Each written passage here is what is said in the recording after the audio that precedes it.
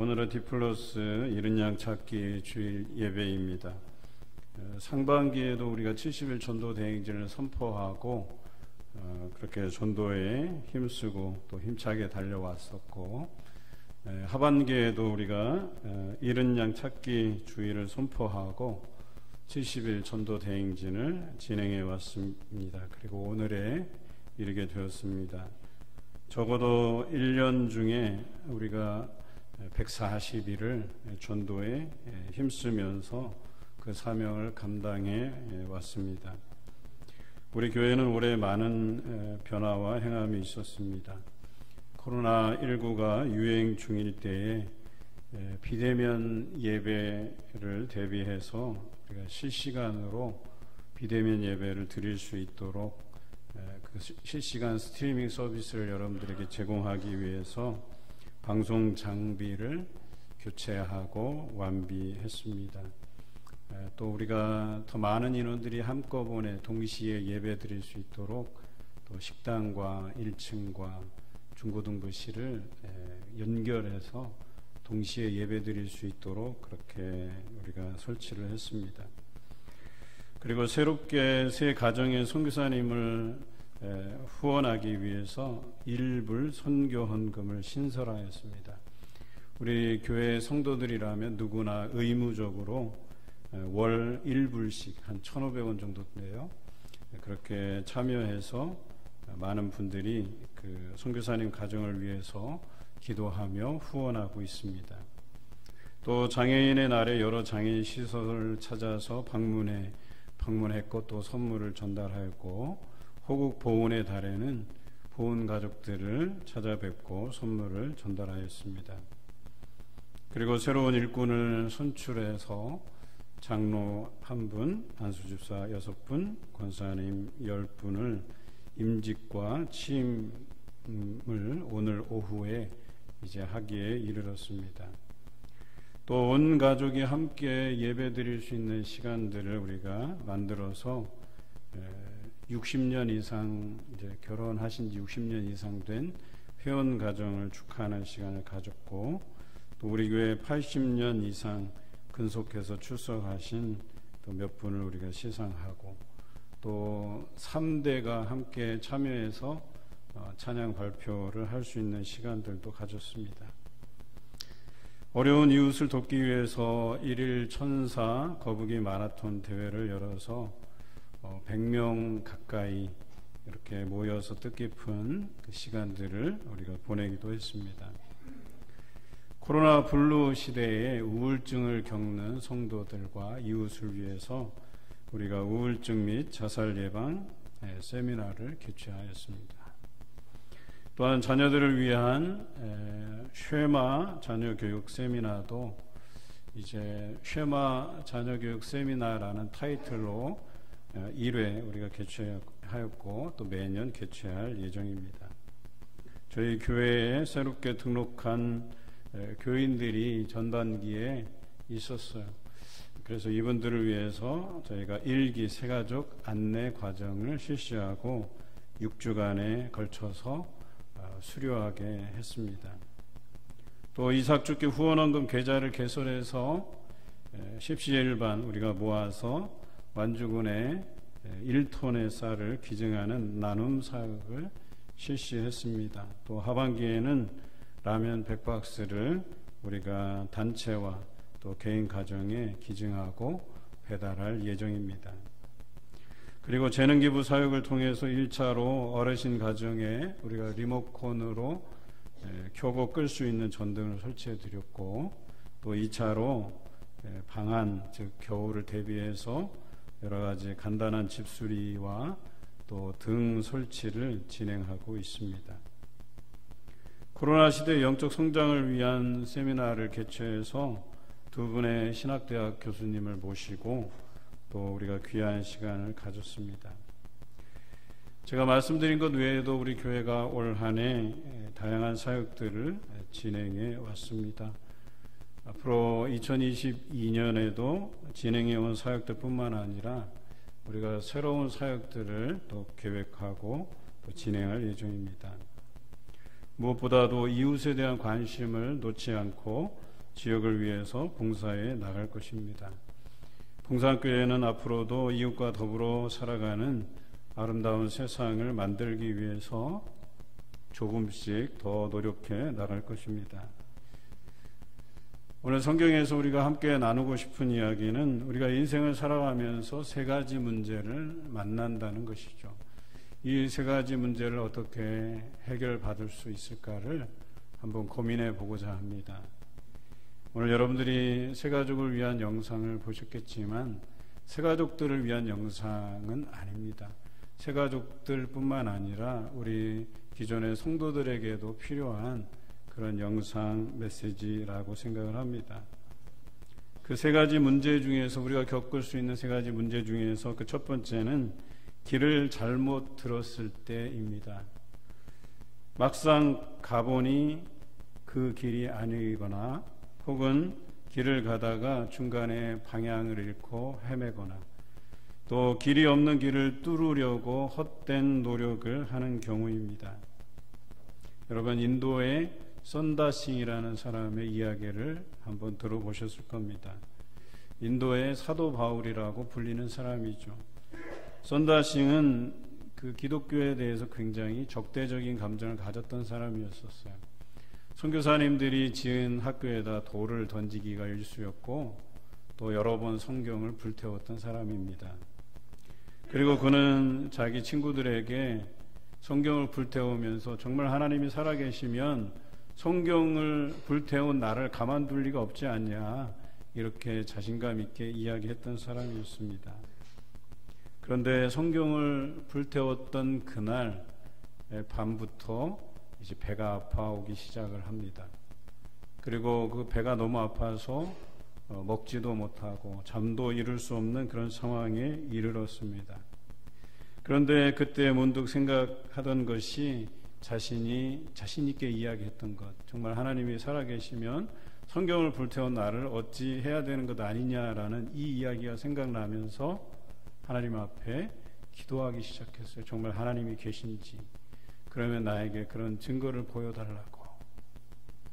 그런데 놀랍게도 3일째 되던 날 그가 금식하며 잠을 이루지 못하고 기도할 때에 환한 광채가 그에게 다가왔습니다.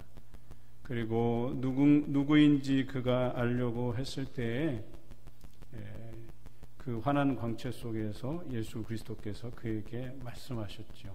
마치 바울이 예수 그리스도를 다메섹 도상에서 만난 것처럼 그도 예수님을 만나게 되었습니다. 그리고 선다싱의 그 죄를 용서하고 그를 구원해내기 위해서 오셨다고 예수님께서 그에게 말씀하셨습니다. 그동안 자신이 하나님을 대적했던 것에 대해서 선다싱은 용서를 구하게 되고 그날부터 자신이 그렇게 하나님께 못되게 했던 그 죄를 회개하는 마음으로 신발을 벗고 맨발로 인도 전역을 다니면서 복음을 전하기 시작했습니다. 사도 바울은 바로 그와 같은 어떤 어떻게 보면 사도 바울과 이 선다싱의 생애는 굉장히 비슷한 점이 많아요. 이처럼 잘못 들어선 길에 있는 우리를 옳은 길로 인도하시는 분이 바로 예수 그리스도이십니다. 죄의 길에서 떠나서 구원의 길로 인도하시는 분이 예수 그리스도이십니다. 오늘 요한복음 1장 8절과 9절에 예수님께서 이 땅에 빛으로 오셨다라고 표현하고 있습니다. 여러분, 빛은 어떤 역할을 하는지 아십니까? 어두움을 물러가게 하는 역할을 하지 않습니까? 우리의 어두운 과거, 우리의 어두운 죄를 깨닫게 하는 것이 빛의 역할입니다.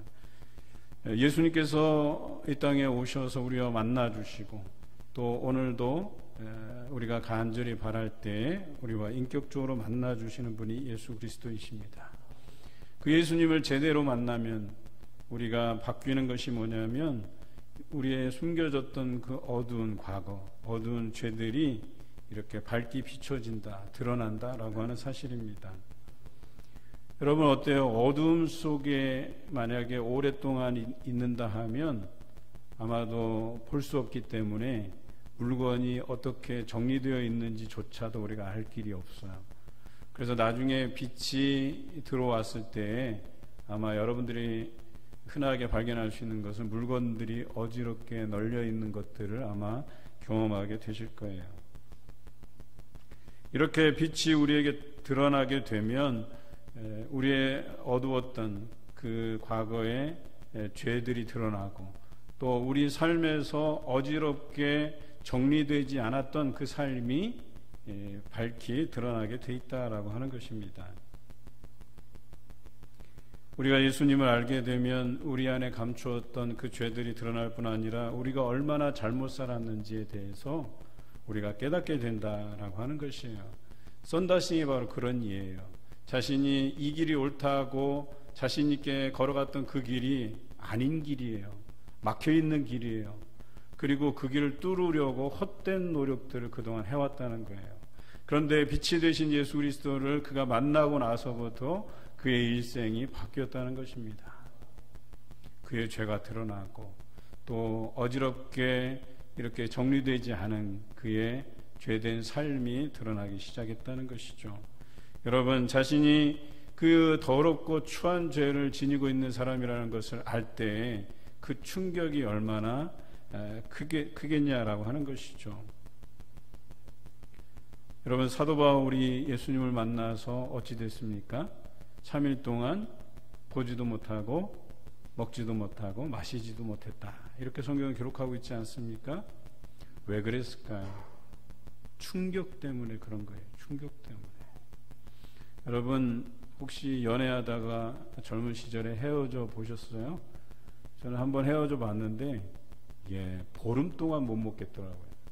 보름 동안 삶이 정말 말이 아니더라고요. 수염도 안 깎고 그냥 여기에 막 정말 거지같이 해갖고 그 여자 아니면 아닌 것처럼 정말 인생 못 살겠더라고요. 그러니까 15일 동안, 딱 15일 동안만. 그리고 나서 이제 정신 차리고 나서 이제 하나님 앞에 올바로 서하고 기도하기 시작하니까 지금의 제 아내를 만나게 된 것 아니겠어요? 얼마나 다행스러운 일인지 모르겠어요. 그런데 그렇게 우리의 어떤 어두웠던 모습들, 어떤 그런 충격들로 인해서 우리가 먹지도 못하고 마시지도 못하는 그런 삶의 경험들이 있듯이 오늘 선다싱이나 사도 바울이 그런 충격을 받았다는 거예요. 그래서 먹지도 못하고 마시지도 못하고 보지도 못하는 그 상황 속에 있었다는 거예요. 그런데 그때 이제 그 충격으로 인해서 그 시간들을 보내면서 빛 되신 예수님을 생각하게 되고 그분을 만나게 되고 또 그분이 우리를 위해서 죽으시고 부활하신 사실을 믿게 되고 그리고 그것을 통해서 그들이 밝히 보게 되고 뿐만 아니라 어지러웠던 그들의 삶이 정리되고 또한 제대로 된 길을 갈 수 있게 되었다라고 하는 것이겠죠. 사도 바울이 그동안 살아왔던 삶을 청산하고 그래서 예수님을 전하는 사도가 되었습니다. 선다싱도 맨발로 인도 전국을 다니면서 복음을 전하는 귀한 일꾼이 되었습니다. 마찬가지로 우리가 길 아닌 길을 걷다가 또 길을 걷다가 방황하다가 또 길이 아닌 곳을 뚫으려고 헛된 노력을 하다가 빛 되신 예수 그리스도를 만나게 되면 이제는 주님께서 인도해 주시는 제대로 된 길을 우리가 걷게 된다라고 하는 것이죠.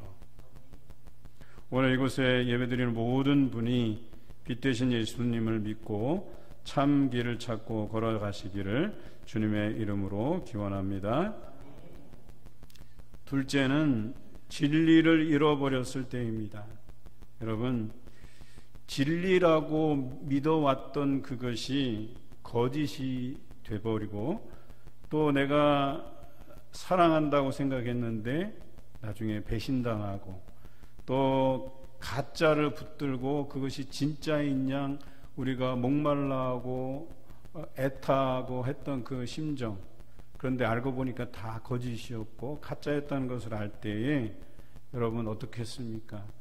충격에 휩싸이게 되겠죠. 이럴 때에도 우리가 인생에서 배신감과 참 내가 헛되게 살았구나 하는 생각을 하게 될 겁니다. 이단에 빠졌다가 겨우 헤어나온 사람들의 공통적인 고백이 바로 모든 것이, 내 주변에 있는 모든 것이 거짓이었구나, 헛된 것이었구나, 또 배신감도 들고 정말 이 땅에 진리가 존재하는가라고 하는 의구심이 들 것이다 라고 하는 것이죠. 제가 사회가던 중에 신천지에서 이렇게 빠져있던 한 청년이 도움을 청해 왔어요. 처음에 그 여자 청년이 그 옆에 있는 친구가 우연히 이제 우연을 가장한, 그래서 원래는 이제 기획된 것이죠. 의도된 거였었어요. 근데 우연히 만난 것처럼 친해지고, 또 친해지다 보니까 예수 믿느냐, 나 교회 다닌다, 그러냐, 그러면 우리 함께 성경 공부해보자 해서 성경 공부를 진행하게 되고, 물론 신천지 공부죠. 그 쇠뇌방에 따라가서 이제 거기서 세뇌를 당하는 거예요. 그리고 목사 부부라고 하면서 이제 또 소개를 받고, 이 사람이 또 목사 부부라 그러면 또 껍복 죽어요. 이거 진짠가 보다 이렇게 생각하고. 그런데 알고 보면 신천지에서 이제 키운 사람들이죠. 그래서 이런 사람 밑에서 이제 공부를 시작해요. 그런데 이 친구가 평일에는 그 신천지 집단에서 세뇌방에서 공부하고, 그 다음에 주일날에는 이제 정통 교단인 교회에 와서 예배드리고. 그런데 그때 이제 신천지가 한창 유행일 때 이제 청년 교회 예배드릴 때 광고에 이러이러한 모임에 가지 말고 이러한 모임은 주의하고 뭐 이런 광고가 나갔어요. 그런데 이 청년이 곰곰이 생각해 보니까 자신이 지금 몸담고 있는 그 단체가 신천지가 아닐까 하는 의심이 생기기 시작한 거예요. 그렇게 해서 이렇게 저렇게 알아보니까 이게 신천지였던 거예요. 그리고 나는 이제 그만 나가겠다 이렇게 이야기하니까, 신천지에 그 있는 소위 말해서 교사라는 직분이 있어요. 그래서 교사가 이제 사람들을 설득하고 이제 세뇌방으로 이렇게 인도해 주는 역할을 하거든요. 그 교사 한 사람이 자취방까지 계속 따라와서 가자 이렇게 설득을 하는 거예요. 너무나도 괴로워서 저에게 전화를 준 거예요. 그래서 제가 청년 한 명이랑 가서 그 신천지 교사를 만나서 다시 한번 찾아오거나 전화하면 스토킹으로 형사 고발을 하겠다 이렇게 하니까 정리가 잘 됐어요. 그렇게 해서 이 친구를 꺼내서 그 잘못된 그 성경 공부에 대해서 이야기해주고, 그리고 참되신 예수 그리스도를 믿고 영접하고 그것이 오직 구원 얻을 수 있는 진리다라고 하는 것들을 잘 지도해 주었어요. 사실 이 친구는 결혼해서 지금은 잘 살고 있어요. 그런데 그 충격, 자신이 믿었던 친구에게서 그 배신감을 느꼈다는 거예요. 그리고 자기가 이것이 진리라고 믿었고 열심히 공부했는데 헛물을 켠 거예요. 진리가 아닌 것들을 그가 공부했던 거예요. 그렇게 해서 참 어려움을 겪었지만, 그래도 이 친구가 다시금 그 마음을 고쳐먹고 예수 그리스도를 제대로 믿고 제대로 영접하고 제대로 알아감을 통해서 그 청년교회에서의 그 2년여의 삶을 잘 마치고 타 지역으로 가서 취업도 하고 또 좋은 사람 만나서 결혼도 하고 지금 믿음 가운데 잘 살고 있다고 저에게 연락이 왔었어요. 또 한 친구는 자신이 굉장히 어려웠을 때 어떤 사람이 접근해서 많이 도와주었다는 거예요. 그 자취방에 반찬도 계속해서 넣어주고 또 만나서 밥도 사주고 그러면서 성경 공부하자고. 그래서 이 친구는 사실 믿음이 잘 없는 친구였었어요. 그냥 과거에 교회 나가본 경력만 있던 친구였는데 이참에 좀 제대로 믿어볼까 하고 만난 게 신천지예요. 그래서 또 가서 열심히 했어요. 그리고 이 친구도 나중에 이제 그 사실을 알게 됐죠. 그래서 옆에 있는 여러 친구들이 도움을 통해서 신천지에 나올 수 있었어요. 그런데 처음에는 그 다가와준 친구가 너무나도 고마웠어요. 그 사람이 나를 너무나도 사랑해줘서 관심 써줘서 그것에 넘어갔는데 나중에 알고 보니까 너무나도 배신감에 차 있는 거예요. 그러니까 나는 알고 그 친구를 안다고 또 그 친구가 나를 사랑한다고 나를 선대해 준다고 생각을 했는데 알고 보니까 여기에 빠뜨리려고 잘해줬던 거예요.